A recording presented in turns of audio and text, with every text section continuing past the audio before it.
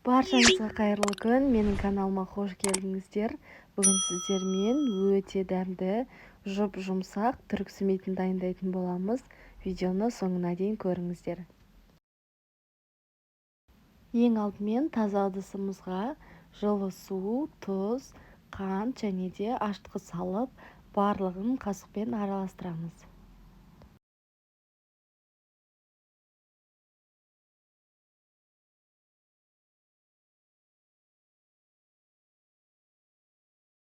Араластырып болған соң алдын ала електен өткізілген ұнымызды қосып қамыр илейміз. Біздің қамырымыз жұмсақ және де қолға жабыспайтын болып шығады. Ең соңында үстіне сұйық майды құйып, тағы да кішкене илейміз. Қамырымызды илеп болған соң жылы жерге бетін жауып, көтерілгенше қалдырамыз. Жарты сағатта менің қамырым осылай көтеріліп, ашыды. Енді осы қамырды теңдей 8 бөлікке бөлеміз. Таразыға қойып, өлшеп, барлығын бірдей етіп бөліп алсаңыздар болады, немесе көз мөлшерімен бөліп домалақтайтын боламыз. Енді видеода көрсетілгендей әрбір бөлігін алып, осылай лағман созған тәріздес етіп созамыз. Созып дайындаған қамырымызды осылай бүктейміз және де булочка тәріздес етіп, бірінің үстіне бірін қойып ораймыз. Содан соң осылай екі басын біріктіреміз. Сонда бізде осындай домалақ форма пайда болады.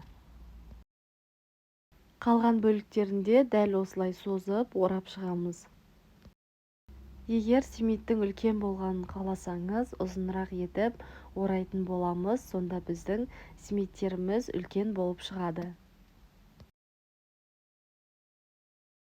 100 мл суға бір ас қасық балымызды салып, араластырып дайындап қоямыз.